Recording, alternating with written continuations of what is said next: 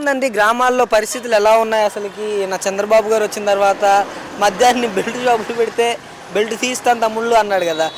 Belt షాపులు పెడితే belt తీస్తాను తమ్ముళ్ళు అన్నాడు కదా! తీసేది ఆ! తీసేది ఎప్పుడైనా తీసేది మామూలుగా జరుగుతుంది కదా. ఎలా ఉంది మరి ఈ చంద్రబాబు నాయుడు గారి సంవత్సర పరిపాలన మీకు ఏ విధంగా అనిపిస్తుంది అసలు? ఏమపడితే ఇప్పుడు ఏమపడితే మనకి ఆయన పథకాలు వేసినప్పుడుగా అప్పుడు దాకా ఏమపడేది లేదు సత్యం.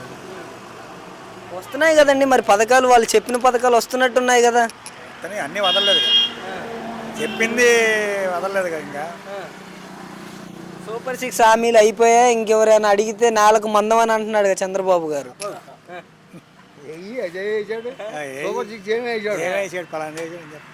అమ్మఒడి ఇచ్చామంటున్నారు, వాడు ఒక్కటే కదా ఇచ్చింది. ఏమీ లేదు. గ్యాసులు ఇచ్చామని చెప్తున్నారు. గ్యాసులా ఇచ్చాడు, రైతు సరిపెట్టాం. పెన్షన్ ఇచ్చామని చెప్తున్నారు. చెప్తున్నారు లేదు ఎందుకని పెన్షన్ ఒకటి ఇస్తున్నారు. అది మాత్రం గ్యారెంటీకి ఇస్తున్నాడు. మిగతా ఏం చేయట్లేదు అంటారు ఇంకా? మిగతా ఇంకా వేయలేదుగా, వేసినప్పుడు చెబుదాం.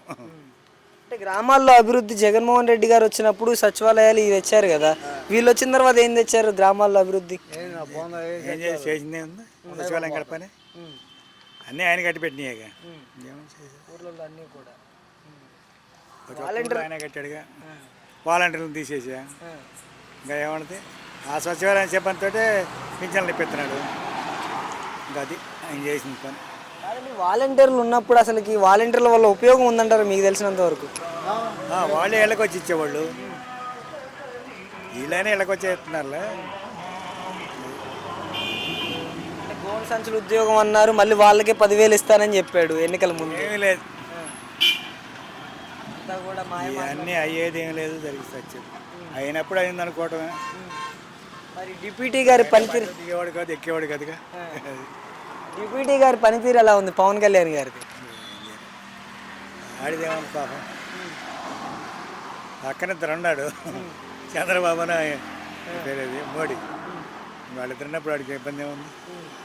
అంటే 21కి 21 సీట్లు గెలిచాం మేము, ఈసారి మేమే అధికారంలో ఉంటామని చెబుతున్నాడు. మళ్ళీ ఎలా మనం ఈసారి ఎవరు వద్దన్నారు? ఎలా ఉండబోతుంది అసలు ఈసారి? ఎవరు చెబుతారు అసలు?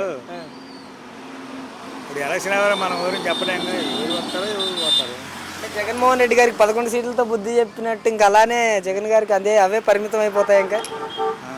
ఇవన్నీ ఎట్లుంటాయి అంటే, అప్పుడు ఆయన అనగానే ఇంతకుముందు రాలేదు, ఇంతకుముందు జగన్ వచ్చాడు అప్పుడు రావచ్చుగా, ఇప్పుడు ఎందుకని రాలేదంట?